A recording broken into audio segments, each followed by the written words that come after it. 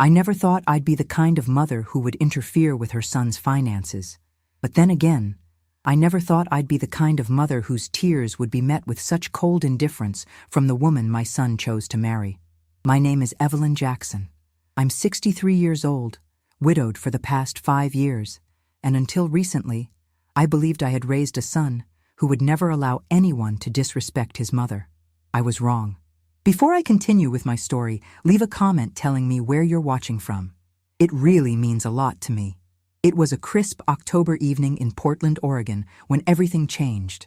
The maple trees lining my son Michael's suburban neighborhood had turned brilliant shades of orange and red, and a light rain had fallen earlier, leaving the streets glistening under the streetlights. I had driven 40 minutes from my modest apartment downtown to attend what was supposed to be a special family dinner. Michael had called earlier that week, his voice unusually animated. "Mom, we'd love for you to come over Friday night.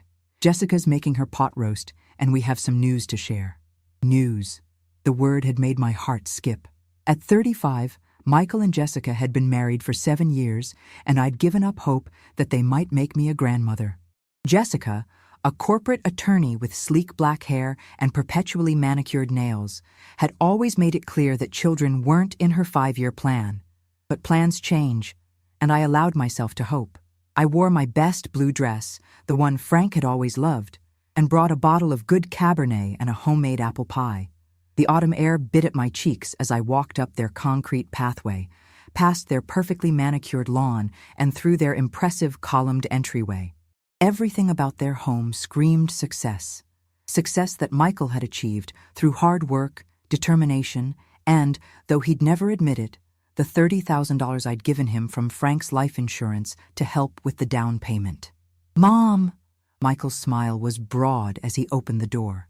My son had Frank's height and my eyes, and seeing him still gave me that rush of love that only a mother understands. He hugged me tightly, taking the pie and wine.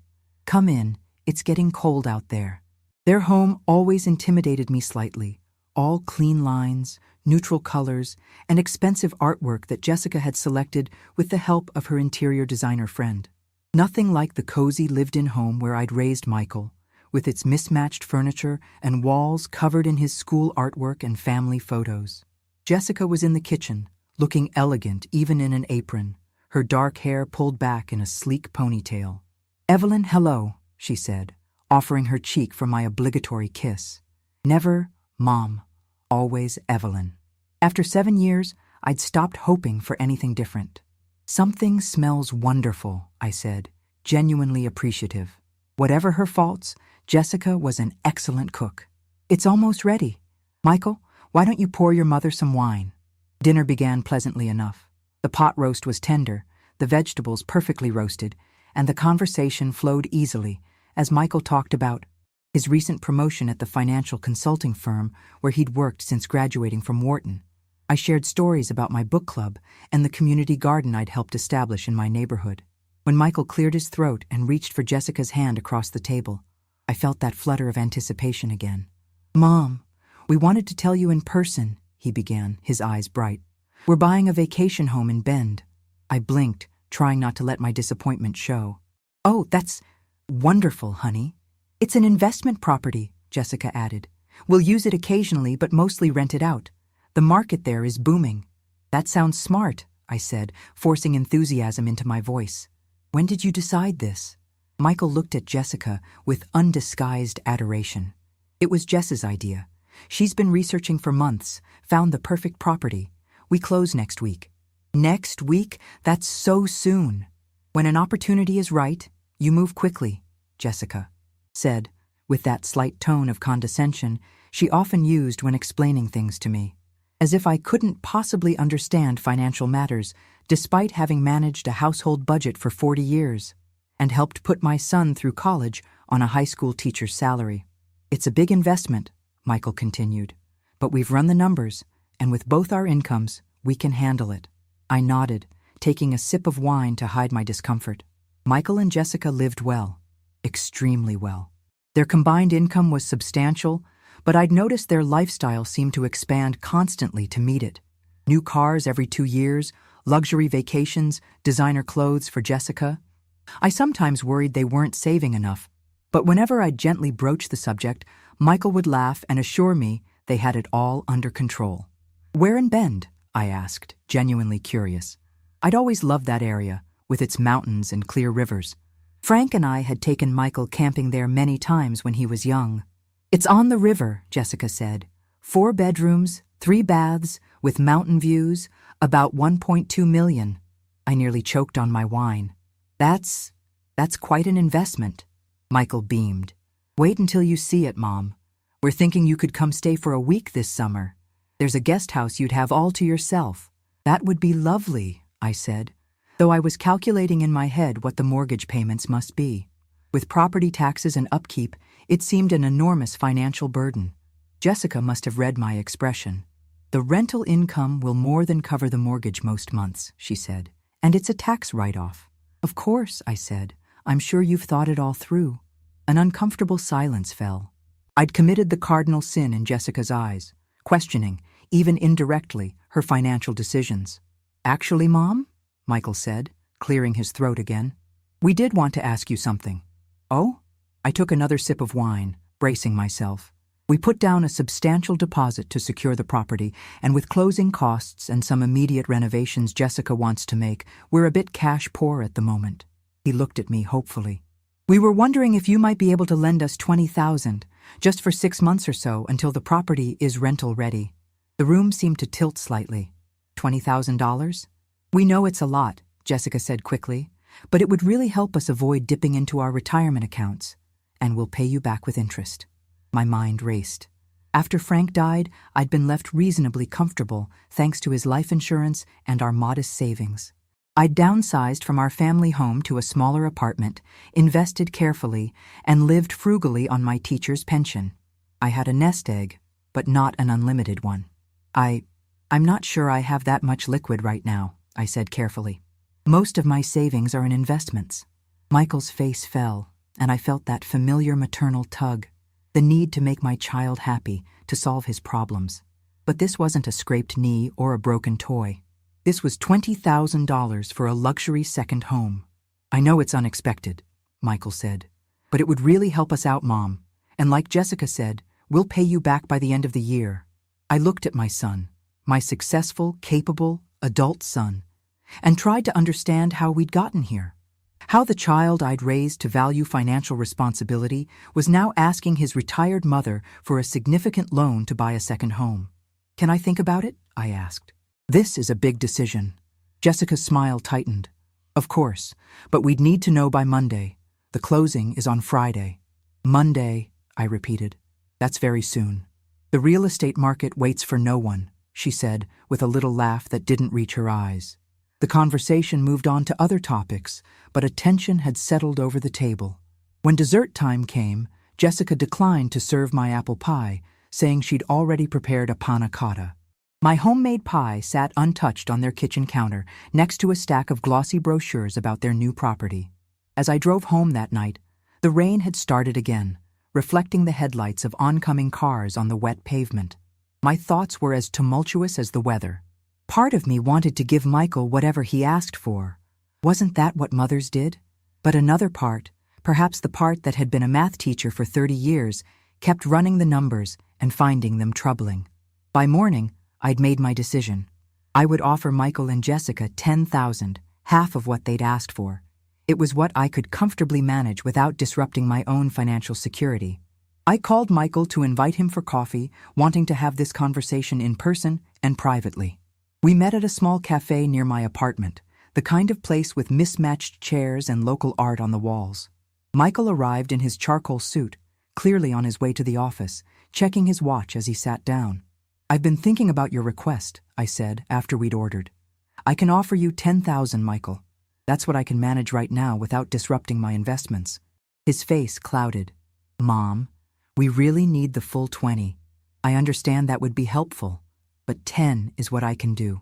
He sighed, running a hand through his hair, a gesture so reminiscent of his father that it made my heart ache. Jessica was counting on the full amount. "We've already made commitments based on it." "You made financial commitments assuming I would give you money?" I couldn't keep the surprise from my voice. "Not give loan. he corrected quickly. And yes, we thought you'd want to help. I do want to help, Michael. That's why I'm offering $10,000. But I need to be prudent about my own finances, too.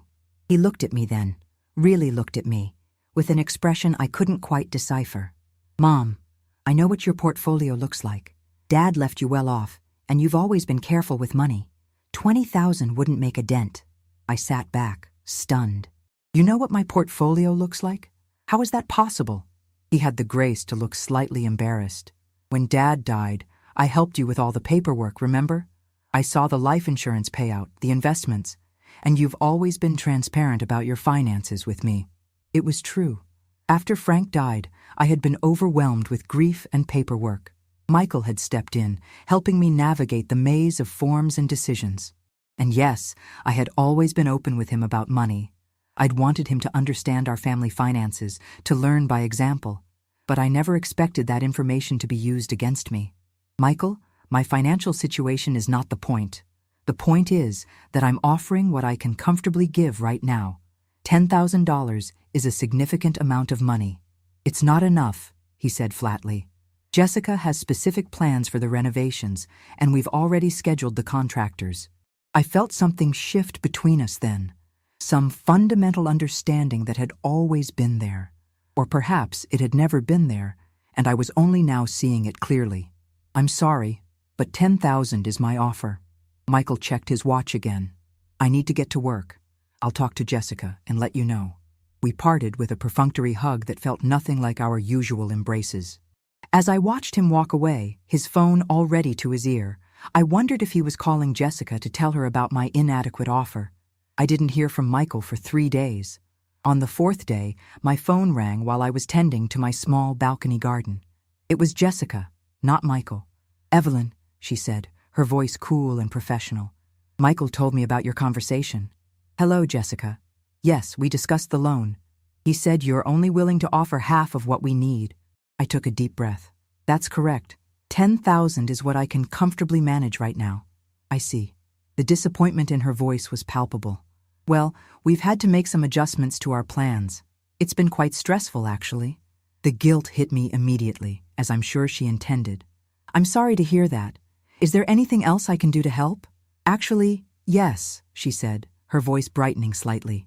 We're having a small dinner party this Saturday to celebrate the new property. We'd love for you to come and bring that 10,000 you offered. We can sign the loan agreement then. Her assumption that I would still give them the money, despite her obvious disappointment and lack of gratitude, took me aback. But I agreed to attend, telling myself it was an opportunity to repair whatever damage had been done to my relationship with Michael. Saturday arrived with unusual clarity for an October day in Portland. The sky was a pristine blue, and the air had that special crispness that makes autumn in the Pacific Northwest so magical. I dressed carefully in a burgundy sweater dress and pearl earrings that Frank had given me for our 30th anniversary. In my purse was a check for $10,000, made out to Michael, and a simple loan agreement I'd printed from the internet, specifying a 6-month repayment term with minimal interest. When I arrived at their house, I was surprised to see several cars parked in the driveway and along the street. Jessica had mentioned a small dinner party, but this looked like at least a dozen guests. I clutched my purse a little tighter and rang the doorbell. Jessica answered, looking stunning in a black cocktail dress, her hair swept up elegantly. Evelyn, come in. Everyone's in the back. I followed her through the house, noting the caterers moving efficiently through the kitchen, the floral arrangements that must have cost hundreds, the champagne chilling in silver buckets. This didn't look like the home of a couple who desperately needed to borrow money from a retired schoolteacher. The backyard had been transformed with strings of twinkling lights, heaters to ward off the evening chill, and tables covered in cream-colored linens. About 20 people stood in small groups, drinks in hand. I recognized a few of Jessica's law firm colleagues and some neighbors, but most were strangers to me. Michael broke away from a conversation when he saw me. Mom, you made it. He kissed my cheek, the scent of expensive scotch on his breath. Can I get you a drink? White wine would be lovely, I said, still taking in the elaborate scene. Michael, this doesn't look like a small dinner party. He shrugged, looking a bit sheepish. You know Jessica. She doesn't do anything halfway. Apparently not, I murmured. With a glass of wine in hand, I circulated awkwardly, making small talk with the other guests. Everyone seemed to be discussing the new property in Bend, the location, the views, the potential rental income. Jessica was in her element, describing the renovations she had planned, the designer she'd hired, the exclusive clientele she expected to attract. "We're thinking of calling it Riverside Retreat," she told a circle of admiring friends. "We'll list it at $750 per night in high season." I did the math quickly in my head. Even with full occupancy in peak season, it would take a significant amount of time to recoup their investment. And that was assuming nothing went wrong. No unexpected expenses arose. Dinner was served, a multi-course affair prepared by the caterers, each dish more elaborate than the last. The wine flowed freely, and conversation grew louder as the evening progressed. I sat between a corporate lawyer named Philip and a real estate agent who'd helped Jessica find the Bend property. Both men talked over me most of the night, discussing golf scores and market trends. As dessert was being served, an architectural feat of chocolate and raspberry that bore no resemblance to my humble apple pie, Jessica clinked her glass for attention. "Thank you all for coming to celebrate with us," she said, standing beside Michael, her arm linked through his. "As you know, Michael and I have been looking for the perfect investment property for some time, and we've finally found it." Approving murmurs rippled through the gathering. "We close this Friday," she continued, "and we'd love for all of you to come visit once the renovations are complete. We're planning a housewarming weekend in the spring." More murmurs, more raised glasses. I took a small sip of wine, watching my son and his wife bask in the admiration of their peers. They looked so confident, so assured of their place in the world. Had I ever felt that way? Perhaps once, when Frank was alive and Michael was young, and our little family felt complete and whole. After dessert, as the party broke into smaller conversations again, Michael approached me. "Can we talk for a minute? In private?" I followed him into his home office, a masculine space with leather furniture and dark wood bookshelves. He closed the door behind us. "Did you bring the check?" he asked without preamble. I opened my purse and took out the envelope containing the check and the loan agreement. "Yes, it's all here. 10,000, as we discussed, and I've drawn up a simple loan agreement." "Great," he interrupted, taking the envelope and opening it immediately. He looked at the check, then frowned at the document. "What's this?" "It's a loan agreement, just outlining the terms we discussed, repayment within 6 months with 2% interest." He set the paper down on his desk. "Mom, is this really necessary? We're family. Even family should have clear expectations about money, Michael. Your father taught you that." His jaw tightened at the mention of Frank. "Dad would have given me the full amount I asked for, no questions asked." The unfairness of this statement stung. "That's not true, and you know it. Your father was generous, yes, but he was also practical. He would have asked the same questions I did." Michael shook his head, pocketing the check and leaving the loan agreement on the desk. "I need to get back to the party. Thanks for this." He gestured vaguely with the envelope. "Michael, please sign the agreement." "Later, Mom. We have guests." And he was gone, leaving me alone in his office with the unsigned loan agreement. I stood there for a moment, looking at the document on his desk, feeling a sense of unease growing in my stomach. After a moment's hesitation, I picked up the agreement and put it back in my purse. Then I rejoined the party, plastering a smile on my face that felt increasingly brittle as the evening wore on. By the time the guests began to leave, it was nearly midnight, and I was exhausted, physically and emotionally. I found Michael in the kitchen, helping the caterers pack up. "I should be going," I said. "It's late." "Already? I thought you might stay and help us clean up." I glanced around at the professional catering staff, efficiently handling the cleanup. "I don't think you need me for that. But Michael, we need to finalize the loan agreement." He sighed. "Mom, can we do this tomorrow? I'm tired and I've had a few drinks. I'd prefer to handle it now. It will only take a minute." Jessica appeared in the kitchen doorway, still looking perfectly put together despite the late hour. "Everything all right?" "Mom wants me to sign some loan agreement now." Jessica's eyebrows rose. "At midnight? After we've both been drinking? That hardly seems appropriate, Evelyn." I felt my face flush. "I just want to make sure everything is in order before I leave." "And it will be," Jessica assured me, with a smile that didn't reach her eyes. "Michael will call you tomorrow, and you can sort it all out then. Right, honey? Michael nodded, looking relieved at Jessica's intervention. Absolutely. First thing tomorrow. I hesitated, then nodded. All right. Tomorrow, then. Jessica walked me to the door, her heels clicking on the hardwood floors. Thank you for coming, Evelyn. And for your contribution. She said the last word as if it were significantly smaller than she'd expected. It's a loan, Jessica, not a gift. Of course, she said smoothly. Semantics. I drove home in silence. No radio, no distractions, just the sound of my tires on the pavement and my thoughts whirling in my head. Something felt wrong about the entire evening. The extravagance of the party, Michael's reluctance to sign the loan agreement, Jessica's dismissive attitude. But I told myself I was overthinking things, that I was tired, that everything would look better in the morning. I was wrong. Morning came, and with it, no call from Michael. I busied myself with Sunday tasks, laundry, meal prep for the week, a bit of grading for the adult education math class I taught part-time at the community center. By afternoon, I couldn't wait any longer and called him myself. Mom, hey, he answered, sounding distracted. Sorry I didn't call earlier. We had a late brunch with the Hansons. That's fine.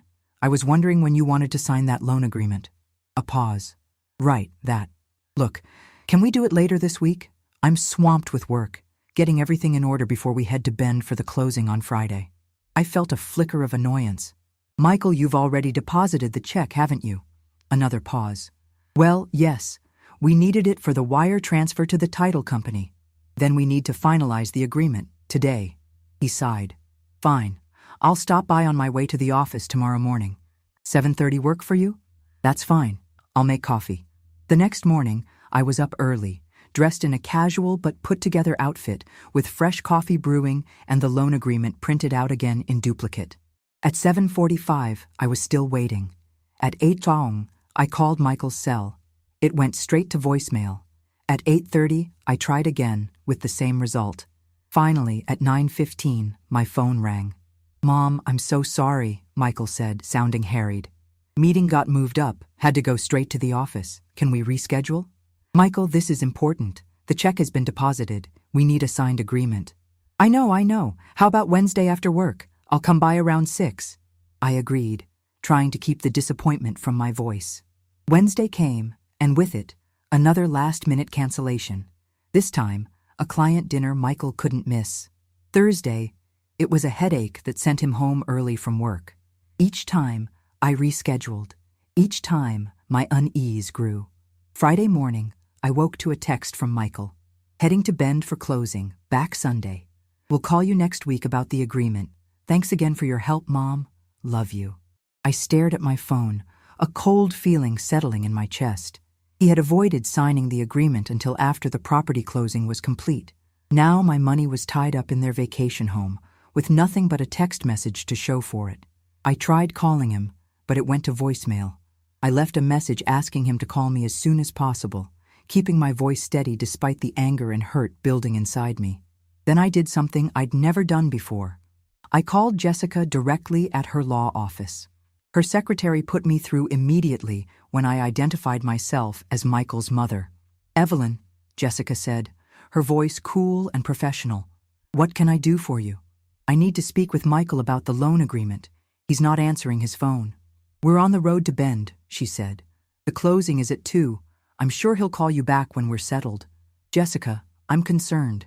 It's been nearly a week, and Michael has avoided signing the loan agreement for the money I gave you. A pause. Gave us?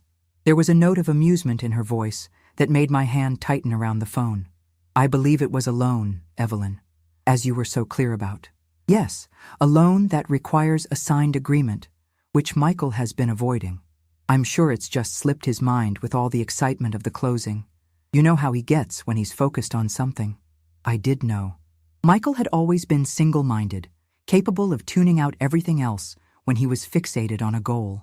It was a quality that had served him well in his career, but sometimes made him oblivious to the feelings of others. Jessica, please have him call me today.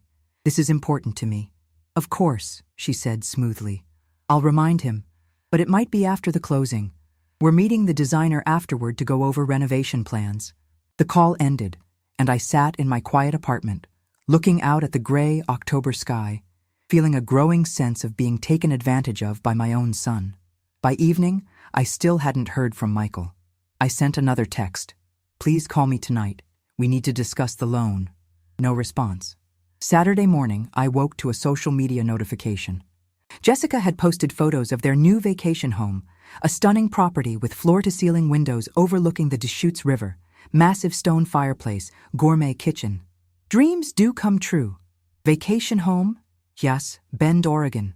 Blessed, read the caption. In one of the photos, Michael stood proudly on the deck, champagne glass in hand, snow-capped mountains in the background. My son, celebrating his new purchase while ignoring his mother's calls about the money that had helped make it possible. Something broke in me then.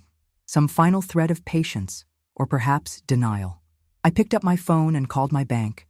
After verifying my identity, I spoke with a representative about the check I'd written to Michael. "I'm sorry, Ms. Jackson, but that check was deposited and cleared on Monday morning. The funds have been withdrawn."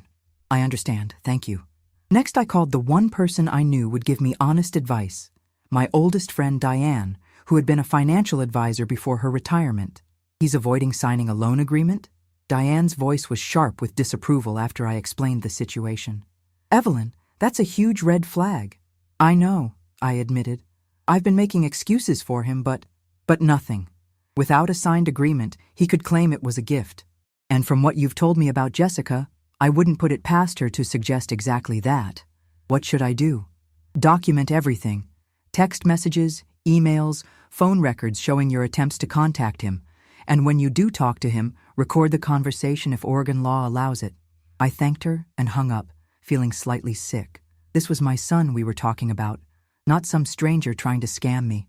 And yet, his behavior had been exactly what Diane described: evasive, dismissive, avoiding commitment. Sunday evening, my phone finally rang with Michael's number. "Mom, sorry for the delay in getting back to you. It's been a whirlwind weekend." "I'm sure it has," I said, keeping my voice neutral. "Congratulations on the closing." "Thanks. The place is even better than we remembered. The view is incredible. I saw Jessica's photos online. It looks lovely. You should come see it in person soon, maybe for Thanksgiving? We're thinking of hosting this year." The casual way he changed the subject, making plans as if nothing was wrong, sparked a flare of anger in me. "Michael, we need to discuss the loan agreement. I've been trying to reach you for days."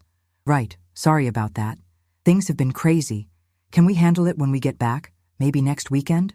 "No, Michael. We need to handle it now. You've had my money for over a week without any formal agreement." A sigh. "Mom, do we really need all this formality? It's just $10,000. Just $10,000. My retirement savings reduced to just in his mind. Yes, we do need the formality. I want a signed loan agreement with clear terms for repayment." "Fine. I'll sign whatever you want when we get back. But honestly, Mom, this feels like you don't trust me." The hurt in his voice sounded genuine, and for a moment I wavered. Was I overreacting? Was my insistence on a formal agreement driving a wedge between us unnecessarily? "It's not about trust, Michael. It's about being responsible with money. Something I thought I'd taught you." "You did teach me that," he said quickly. "And I appreciate it. I appreciate everything you've done for me, including this loan. I promise we'll get it sorted out next week." We said our goodbyes, and I hung up feeling slightly reassured, but still uneasy.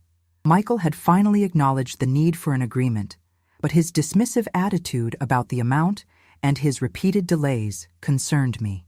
The next morning, I had just finished my breakfast when my phone pinged with a text from Jessica. "Evelyn, we've had a change of plans. Staying in Bend until Wednesday to meet with contractors. Michael will contact you when we return." Another delay, another excuse. I set my phone down and stared out my kitchen window at the cityscape beyond. The October sun was trying to break through the clouds, casting intermittent patches of light on the buildings. In that moment of clarity, I realized I needed to protect myself, even from my own son. I picked up my phone again and called my bank. After navigating the automated system, I spoke with a customer service representative and explained my situation in general terms, that I had loaned money to a family member who was now avoiding signing a loan agreement. "I understand your concern, Ms. Jackson. the representative said. While we can't help you recover funds that have already been transferred, we can certainly discuss ways to protect your accounts moving forward. We talked through various options, and by the end of the call, I had set up additional security measures on my accounts and scheduled an appointment with a financial advisor at my local branch for the following day. As I hung up, I felt a strange mix of sadness and resolve. I had always trusted Michael implicitly with financial matters. Now, I was taking steps to protect myself from him. It felt like a fundamental shift in our relationship, a breach that couldn't easily be repaired. But I reminded myself that I wasn't the one who had created this breach.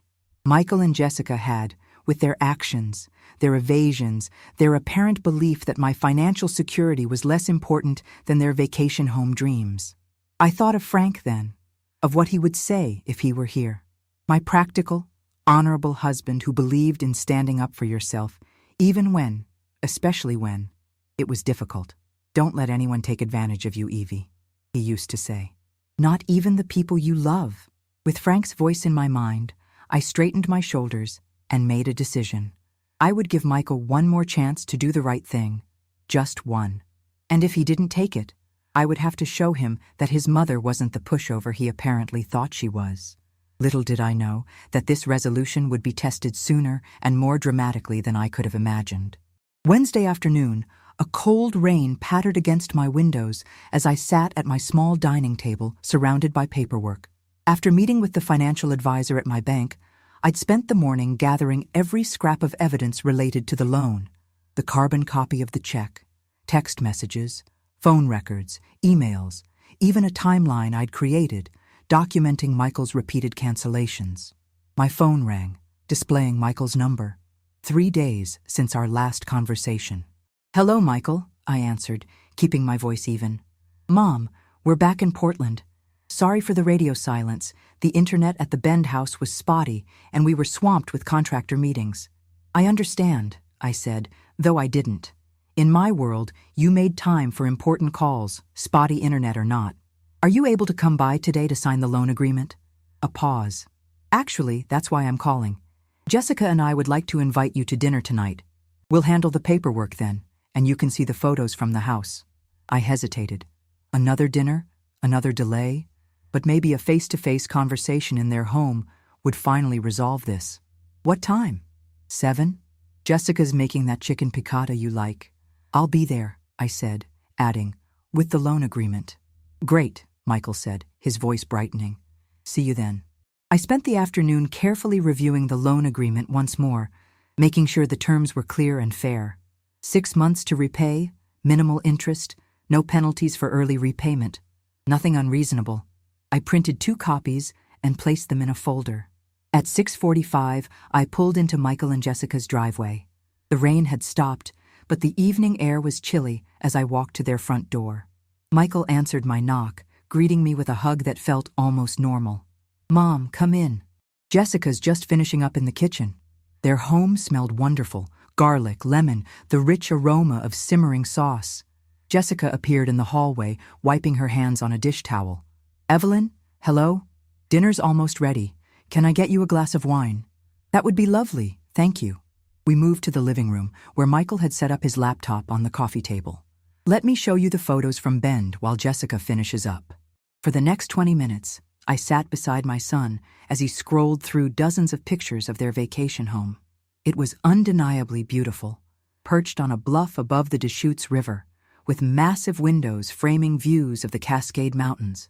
Michael spoke animatedly about the renovations they were planning, updating the kitchen with top-of-the-line appliances, converting one bedroom into a home office, landscaping the large yard.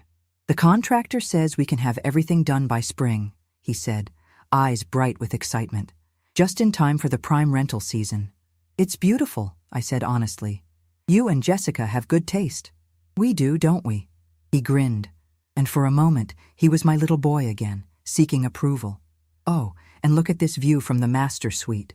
As he continued showing me pictures, I noticed something on a desk in one of the photos, a folder that looked exactly like the one I'd brought to their dinner party, the one containing my original check and loan agreement. "Michael," I said carefully, "is that my folder in that picture?" He glanced at the screen, then quickly scrolled past. Oh, probably. We had all the closing documents with us.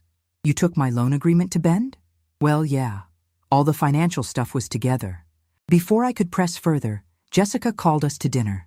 The dining table was beautifully set, candles lit, cloth napkins folded. The chicken piccata was served over angel hair pasta with a side of roasted asparagus. We began eating, making small talk about the weather, a case Jessica was working on, my community garden. Halfway through the meal, I decided it was time. I reached into my purse and pulled out the folder with the loan agreements. I've brought the loan documents, I said, placing the folder on the table. I'd like to get this finalized tonight. Michael and Jessica exchanged a glance I couldn't quite interpret.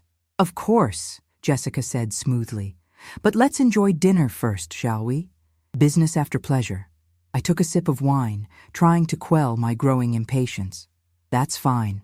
The conversation continued, but I found myself only half listening, watching my son and his wife interact with each other. The small touches, the inside jokes, the way they seemed to communicate without words. They were a unit, these two, in a way that suddenly made me feel very much on the outside. After dinner, Jessica served a tiramisu she'd picked up from an Italian bakery downtown. As we ate the rich dessert, Michael cleared his throat. Mom, Jessica and I have been talking, and we have a proposal for you. I set down my fork. Oh? We know you've been concerned about the loan arrangement, he began, glancing at Jessica, who gave him an encouraging nod. And we've been thinking that maybe there's a better way to handle this. I'm listening. Instead of a loan, Jessica interjected, her voice smooth and confident, we'd like to offer you something more valuable. We'd like to make you a part owner of the Bend property. I blinked, taken aback. Part owner? Just a small percentage, she clarified quickly. Say 1%. But it would mean you'd benefit from the property's appreciation and rental income. Much better than simple interest on a loan, don't you think? I sat back in my chair, trying to process this unexpected turn. Let me make sure I understand. Instead of repaying my $10,000, you want to give me a 1% ownership stake in the property? Exactly, Michael said, smiling. You'd be an investor, not a lender. I did the quick math in my head. 1% of a $1.2 million property would be $12,000, more than my loan amount. But that was assuming the property was fully paid for, which it wasn't. What's the mortgage on the property? I asked. Another glance between them. We financed about 80%, Michael admitted. So the actual equity in the house was roughly $240,000, making my 1% stake worth about $2,400, less than a quarter of what I'd loaned them. I appreciate the offer, I said carefully, but I'd prefer to stick with our original arrangement, a loan with repayment in 6 months. Jessica's smile faltered slightly. Evelyn, we're trying to offer you something better than a loan. Real estate in Bend is booming. That 1% could be worth much more in a few years. Or it could be worth less, I pointed out. Real estate markets fluctuate. And if you're planning to use the property primarily as a rental, there are risks, vacancies, damage, maintenance costs. Mom, Michael said, a note of frustration creeping into his voice. We're trying to do something nice here. Include you in our investment. I understand that, Michael. But I'm not looking for an investment opportunity. I simply want the loan repaid as we originally discussed. Jessica set down her dessert fork with a bit more force than necessary. The problem, Evelyn, is that the money is already tied up in the property. We've paid the contractors, the designers. We don't have $10,000 liquid right now to repay you. But the agreement was for repayment in 6 months, I reminded her. Surely by then. We can't guarantee that, she interrupted. The renovation costs might exceed our estimates. The rental income might take time to build up. That's why we're offering you the ownership stake instead. I looked at my son, suddenly seeing the situation with painful clarity. They had never intended to repay the loan. They had deliberately avoided signing the agreement. The money was gone, spent on their vacation home dreams, and now they were trying to hand me what amounted to a promissory note on future appreciation that might never materialize. I see, I said quietly. So you took my money, knowing you couldn't repay it as promised. Mom, that's not fair, Michael protested. We fully intended to repay you. Things just got more complicated than we expected. In the space of a week, I asked incredulously. You've had my money for barely 9 days, and already you're telling me it's gone and can't be repaid? Not gone, Jessica corrected, her lawyer voice emerging. Invested. There's a difference. Not to me, I said. Not when it was supposed to be a loan with clear terms for repayment, which you never signed, Jessica pointed out. Because you both avoided signing it, I countered, my anger rising. Michael, you canceled 4 appointments to sign that agreement. 4. That wasn't coincidence or bad luck. That was deliberate. Michael at least had the grace to look uncomfortable. It wasn't like that, Mom. Then what was it like? Explain it to me. He ran a hand through his hair, that gesture so like his father's. Things were moving so fast with the closing, the contractors. We just kept pushing it off. And now the money's spent, I said flatly. Jessica sighed, exchanging another look with Michael. Evelyn, we're trying to be reasonable here. We're offering you an ownership stake that could ultimately be worth more than your loan. Or nothing at all, I said. If the market drops, or if you can't rent it successfully, or if there's a natural disaster. There's insurance for that, she said dismissively. Jessica, I said, looking her directly in the eye, I am not interested in becoming a co-owner of your vacation property. I want my loan repaid as agreed. If you can't do that now, then I want a signed, notarized agreement specifying exactly when and how it will be repaid. Her expression hardened. And if we prefer the ownership arrangement, then we have a problem, I said simply. Michael jumped in, clearly trying to play peacemaker. Mom, let's not make this adversarial. We're family. Yes, we are family, I agreed, which is why I expected honesty and respect, not whatever this is. An uncomfortable silence fell over the table. Jessica busied herself collecting the dessert plates, her movements stiff with annoyance. Michael looked torn, glancing between his wife and me as if unsure where his loyalty should lie. I think, Jessica said finally, returning to the table, that we all need to take some time to consider our options. This isn't a decision that needs to be made tonight. I disagree, I said, pushing the folder with the loan agreements toward Michael. I've been trying to get this signed for over a week. I'm not leaving tonight without a resolution. Michael didn't touch the folder. Mom, please, let's all sleep on it. We can talk again tomorrow when everyone's calmer. I am perfectly calm, I said, though my heart was pounding. What I'm not is willing to be strung along any further. Jessica's phone buzzed on the table. She glanced at it, then picked it up. I need to take this. Work emergency. She stood, giving Michael a meaningful look before walking briskly from the room. As soon as she was gone, I turned to my son. Michael, what's really going on here? This isn't like you. He sighed deeply, shoulders slumping. Mom, it's complicated. The Bend house? It cost more than we expected. The closing costs? The initial renovations? We're stretched thin right now. Then why did you buy it? Why ask me for money you knew you couldn't repay? We can repay it, he insisted, just not as quickly as we thought, and Jessica thought the ownership stake would be better for everyone. She says it's cleaner, tax-wise. This isn't about taxes, I said. This is about honesty and respect. You asked for a loan, not an investment. I agreed to a loan, not an investment. You took my money under false pretenses, Michael. His face flushed. That's not true. I never lied to you. Lies of omission are still lies, I said, the teacher in me emerging. You knew when you took that check that you weren't going to sign the agreement. You knew when you deposited it that you planned to spend it all immediately. You knew you couldn't guarantee repayment in 6 months. He looked away, unable to meet my eyes, and in that moment, I knew I was right. I trusted you, I said softly, with my money, with my heart. This isn't about $10,000, Michael. This is about the fact that my son, the boy I raised to be honest and honorable, took advantage of his mother. His eyes glistened with what might have been tears. Mom, I never meant to hurt you. Things just got away from me. Jessica had all these plans, and the costs kept mounting, and suddenly we were in over our heads. And instead of being honest about that, you tried to convert my loan into an investment I never agreed to. We thought you'd be happy to be part of the property, he said weakly. No, you thought I'd be easier to manipulate than the bank, I corrected. The bank wouldn't let you change the terms of your mortgage after the fact, would they? Before he could respond, Jessica returned, tucking her phone into her pocket. Sorry about that. Client crisis averted. She looked between us, sensing the tension. Did I miss something? I was just explaining to Michael why I can't accept your ownership proposal, I said. I need a firm commitment on when my loan will be repaid. Jessica's smile was tight. As I said, we'd like some time to consider our options. And as I said, I'm not leaving without a resolution. She crossed her arms, lawyer mode fully engaged now. Evelyn, I understand you're upset, but the fact remains that without a signed loan agreement, it's very difficult to prove this wasn't a gift.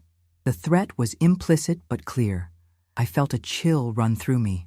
Are you suggesting, I said slowly, that you might claim my $10,000 was a gift if I insist on repayment? I'm not suggesting anything, she said smoothly. I'm simply stating a legal fact. Jessica, Michael interjected, looking alarmed. That's not. Let your wife finish, Michael, I said, my voice steely. I'd like to hear exactly what she's implying. Jessica sighed dramatically. I'm not implying anything, Evelyn. I'm trying to find a solution that works for everyone. The ownership stake is our offer. If that doesn't work for you, we'll need time to figure out an alternative. How much time? I asked. A few months at least, she said. As I mentioned, our cash flow is tight right now with all the renovation expenses. I see. I stood up, gathering my purse and the folder with the unsigned loan agreements. Thank you for dinner. I'll see myself out. Mom, wait, Michael said, rising. Don't leave like this. Like what, Michael? Angry? Disappointed? Heartbroken? Because I am all those things. We'll figure this out, he promised. Just give us some time. I looked at my son, my only child, the center of my world for so many years, and felt a profound sadness. I've given you time, Michael. I've given you everything. My love, my support, my savings, and this is how you repay me. Mom, I'll be in touch, I said, turning toward the door. Jessica made no move to stop me, but Michael followed me to the entryway. Mom, please, he said, his voice low, glancing back to make sure Jessica couldn't hear. I'll make this right, I promise. Just not tonight. I paused, hand on the doorknob. When? I don't know yet, but I will. You have to trust me. I searched his face, looking for the son I thought I knew. I did trust you, Michael. That's the problem. And with that, I walked out into the cold October night, tears finally spilling down my cheeks as I made my way to my car. I sat in the driver's seat for several minutes, trying to compose myself enough to drive safely. My phone buzzed with a text from Michael. I'm sorry, Mom. Please don't worry. I'll fix this. Empty words, I thought, starting the engine. Actions, not words, revealed a person's true character, and Michael's actions had spoken volumes. I drove home in a daze, the city lights blurring through my tears. In my apartment, I made a cup of chamomile tea and sat by the window, watching the rain that had started again, streaming down the glass like the tears on my face. I thought about calling Diane, but decided against it. This pain was too raw, too personal to share, even with my oldest friend. Instead, I opened my laptop and began researching my options. Small claims court, elder financial abuse resources, legal aid for seniors. The information was overwhelming and disheartening. Even if I pursued legal action, the process would be long and painful, and without a signed agreement, my case wasn't strong. My phone buzzed again. Another text from Michael. Can we talk tomorrow? Just you and me? I didn't respond. I wasn't ready to hear more excuses or empty promises. What I needed was time to think, to plan, to decide how to proceed. Sleep eluded me that night. I tossed and turned, replaying the dinner conversation in my mind, thinking of all the things I should have said, should have done differently. By morning, my sadness had crystallized into something harder, more determined. I would not be a victim, not even to my own son. After a strong cup of coffee, I called my bank again and spoke with the financial advisor I'd met with earlier.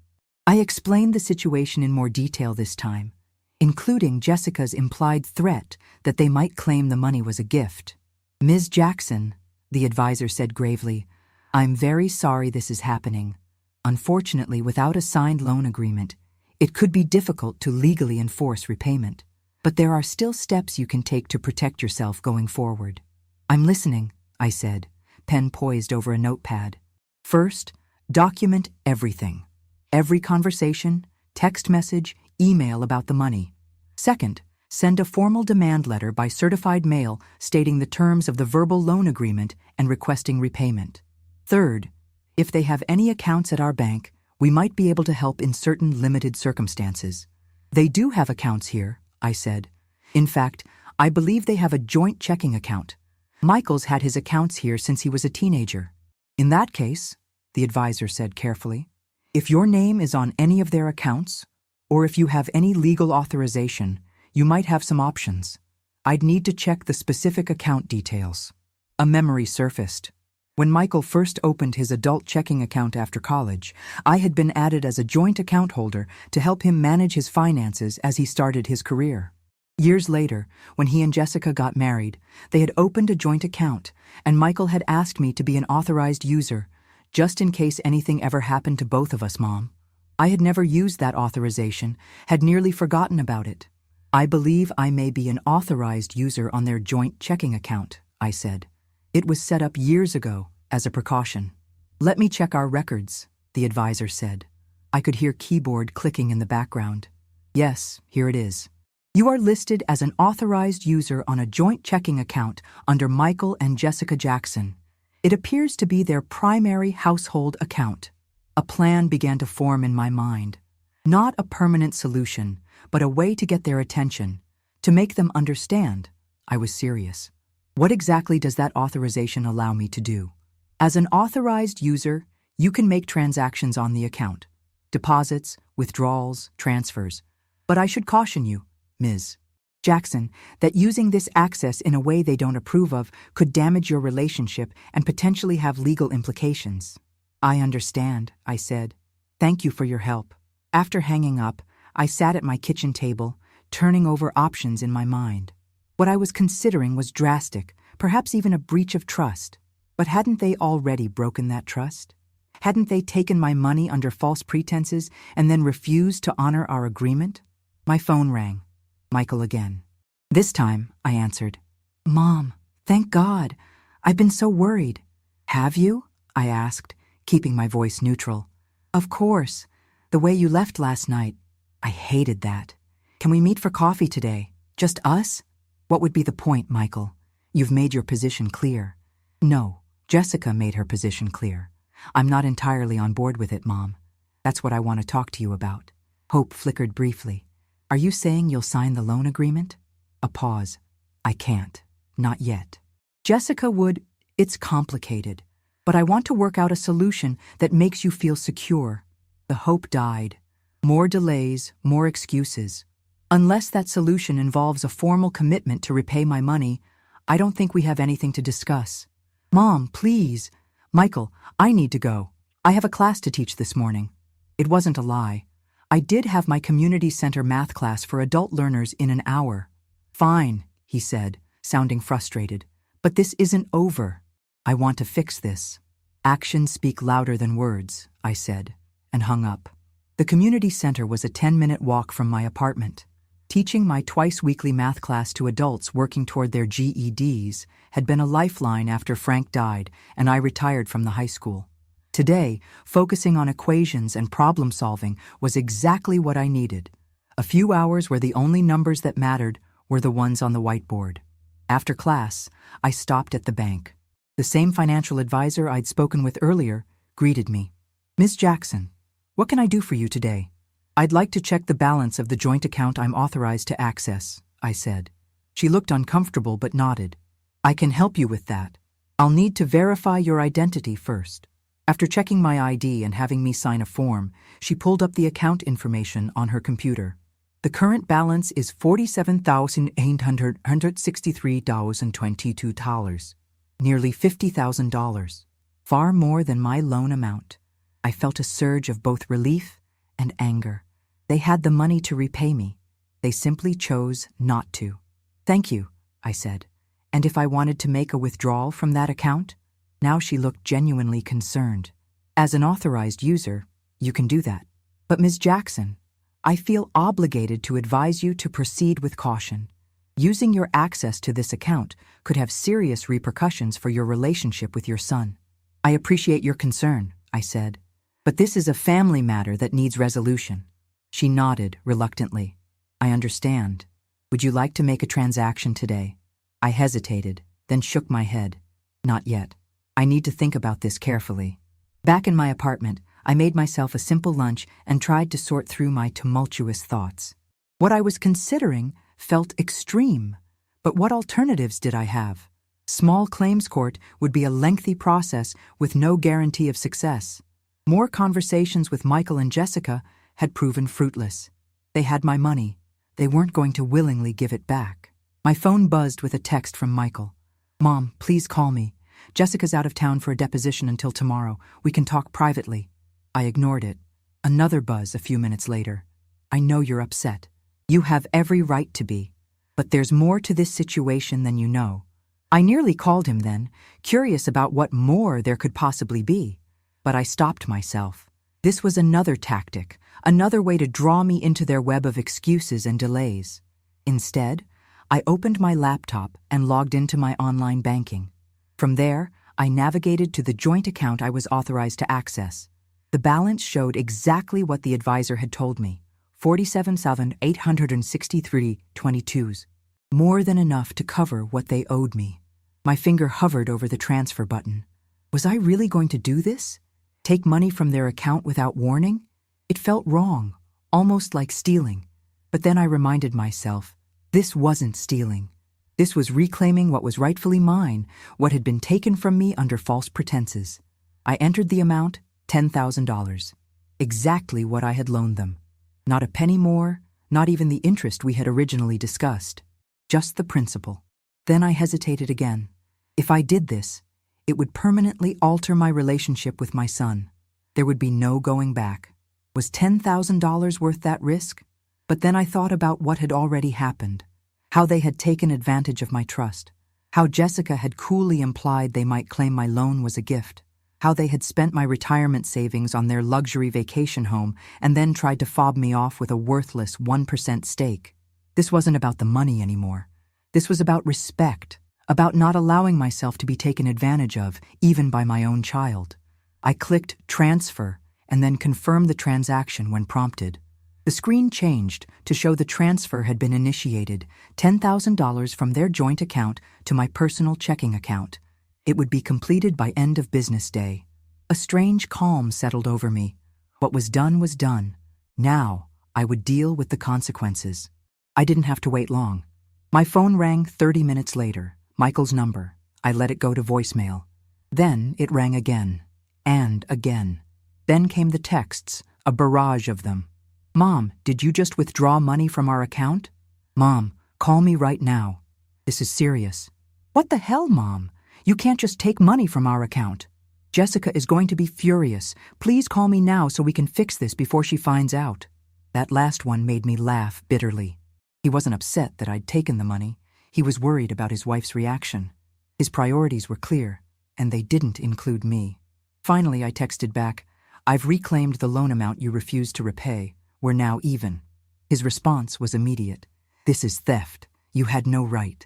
I took a deep breath and typed, I'm an authorized user on that account, Michael. I had every legal right.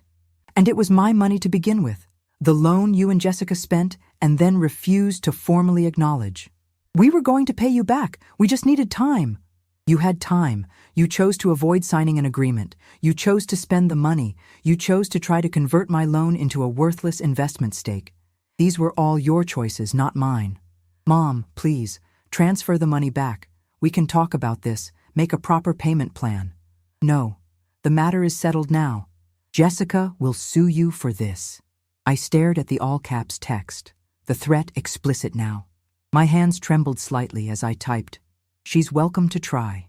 I have documentation of the original loan, of your repeated avoidance of signing the agreement, and of her suggestion that you might claim it was a gift. I also have proof that I'm an authorized user on the account. But if she wants to explain to a judge why you took money from your retired mother for a luxury vacation home and then refused to repay it, that's her choice. No immediate response. I imagined Michael showing my texts to Jessica when she returned, the two of them consulting with lawyer friends, weighing their options. My phone rang again an hour later. Jessica's number this time. I let it go to voicemail. Then came a text from her. "Evelyn, we need to discuss what you've done. This is unacceptable." I didn't respond. What was there to say? They had made their position clear. I had made mine clear. The money was back in my account. The matter, as far as I was concerned, was closed. Another text from Jessica. "If you don't return the funds immediately, we will be forced to take legal action." I blocked her number. Then came an email from Michael to my personal account. "Mom, please reconsider what you've done. This isn't just about the money.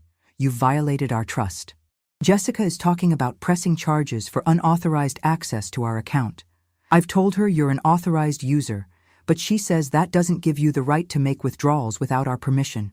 Please, let's talk this through before things get worse." I didn't respond to that either. Instead, I called Diane and asked if she could recommend a good attorney, just in case. She gave me a name and expressed concern about the situation, offering to come over if I needed company. I thanked her but declined. This was something I needed to process alone. The next day, I received a formal-looking email from Jessica's law firm citing unauthorized withdrawal of funds and demanding immediate repayment. I forwarded it to the attorney Diane had recommended, who called me back within the hour. "Ms. Jackson, I've reviewed the email you sent.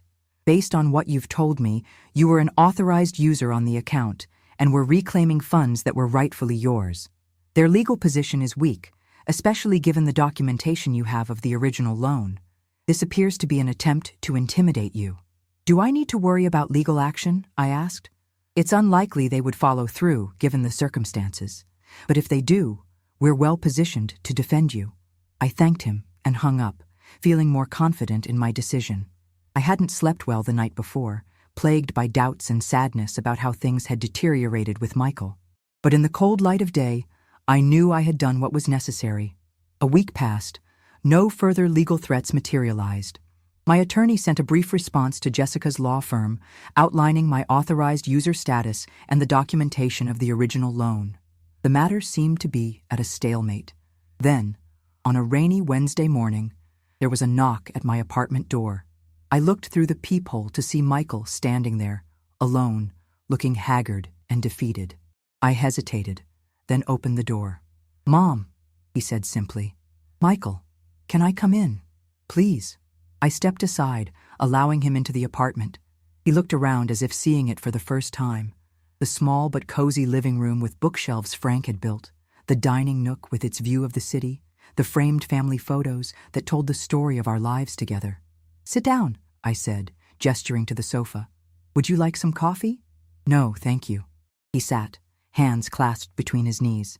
"Mom, I owe you an apology." I sat in the armchair across from him, waiting. "What happened with the loan? It wasn't right. I knew it wasn't right.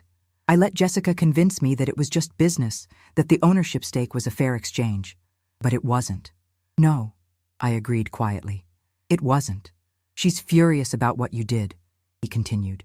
"She wanted to sue, to press charges, to cut you off completely." "And what do you want, Michael?" He looked up, his eyes, so like mine, filled with conflict. "I want my mother back. I want to fix this." "The money is only part of what needs fixing," I said. "You broke my trust, Michael. You and Jessica treated me like a convenient ATM, not like family." "I know," he said, voice cracking.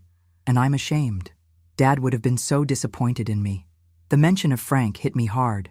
Yes, he would have been. Michael nodded, accepting the truth of it. "Jessica and we're not in a good place right now. This situation has brought up a lot of issues between us. Her approach to money, her priorities, they're not always aligned with mine. That's between you and your wife," I said. "I won't get involved in your marriage. I'm not asking you to. I'm just trying to explain." He trailed off, then straightened his shoulders. "Actually, no. I'm not making excuses. What we did was wrong. What I did was wrong. I'm here to make it right." "How?" He reached into his jacket pocket and pulled out an envelope. "This is a formal acknowledgement of the loan and its repayment. It's been notarized. It states that the $10,000 you transferred from our account constitutes repayment of the loan in full, with no further obligation on either side. I took the envelope, but didn't open it. Thank you. There's something else. He pulled out a second envelope. This is a check for $500, the interest we originally discussed. I know it doesn't make up for everything, but it's a start. I was touched by the gesture, small though it was. I appreciate that, Michael. And I want you to know, I've taken your name off our joint account. Not because I don't trust you, but because it's the right thing to do. There shouldn't be that kind of financial entanglement between us anymore. I nodded, relieved. That's wise. We sat in silence for a moment, the rain pattering against the windows, the weight of the past weeks heavy between us. Where do we go from here, Mom? He finally asked, his voice small, almost childlike. I looked at my son, my only child, my heart walking around outside my body for 35 years. Despite everything, the love was still there, buried under layers of hurt and disappointment, but still there. We start over, I said simply, slowly, honestly, with clear boundaries and clear expectations. I'd like that, he said, a glimmer of hope in his eyes. What about Jessica? I sighed, considering my words carefully. That will be more complicated. Trust, once broken, takes time to rebuild. But she's your wife, Michael. If we're to have any relationship going forward, she and I will need to find a way to be civil with each other. She feels humiliated, he admitted. Not just about the money, but because you outmaneuvered her. She's not used to that. This wasn't a game or a legal negotiation, I said firmly. This was about respecting me as your mother, as a person who deserves honesty. Michael nodded slowly. I know, and that's what I've been trying to explain to her, that this happened because we weren't honest with you from the beginning. He paused, struggling with something. Jessica, she has a different relationship with money than we do, Mom. Her family always had it, always used it to solve problems. She doesn't understand what it means to count every dollar like we did when I was growing up. That's not an excuse, I said. No, it's not, he agreed quickly. Just context, I guess, for why she thought it was okay to handle things the way she did. I nodded, acknowledging his point without accepting it as justification. What happens with the vacation house now? His expression clouded. We're proceeding with minimal renovations. The rental income projections. Well, they might have been optimistic. Jessica's reconsidering some of her more extravagant plans. That sounds wise, I said, resisting the urge to say more. This was his marriage, his financial situation to manage. Would you still consider visiting sometime? He asked hesitantly. When it's ready?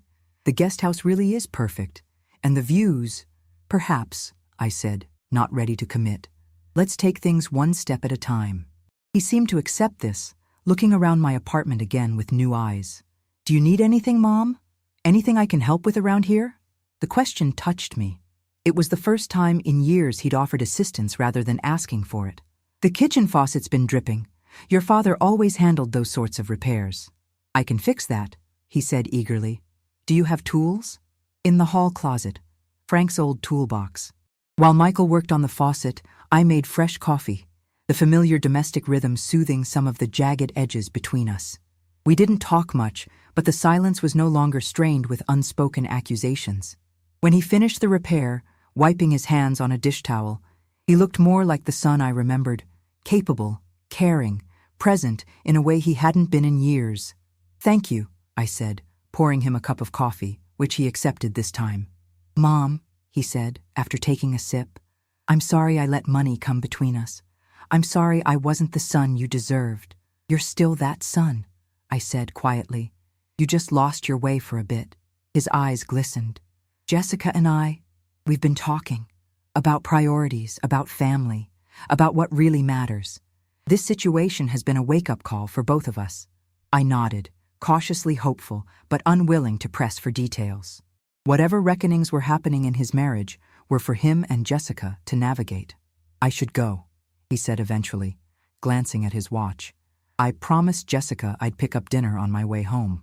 I walked him to the door, where he hesitated, then pulled me into a tight hug, the real kind, not the perfunctory embrace we'd shared in recent years. I held my son, feeling the little boy he'd been and the man he was trying to be. I love you, Mom, he whispered. That never changed, even when everything else got so messed up. I love you too, Michael. Always have, always will. After he left, I sat by my window, watching the rain slow to a gentle mist, then stop altogether, a weak autumn sun breaking through the clouds. I opened the envelope with the notarized acknowledgement, reading the formal language that officially closed this painful chapter. Then I looked at the check for $500, a small amount in the grand scheme of things, but significant in what it represented. My phone buzzed with a text from Michael. "Faucet should be good now, but call if it starts dripping again. Love you." Such a simple message, but it brought tears to my eyes. Not tears of hurt or anger this time, but of cautious hope. We had a long road ahead to rebuild what had been damaged, but at least we were on that road together. The next morning, I woke to another message, this one from an unexpected source. "Jessica. Evelyn, I owe you an apology. What we did wasn't right. Michael and I would like to invite you to dinner next month, at a restaurant of your choosing, neutral ground, if you're willing." I read it several times, trying to gauge its sincerity. Was this Jessica's idea, or had Michael pressured her? Did it matter? What mattered was moving forward, finding a way to be a family again, however imperfect.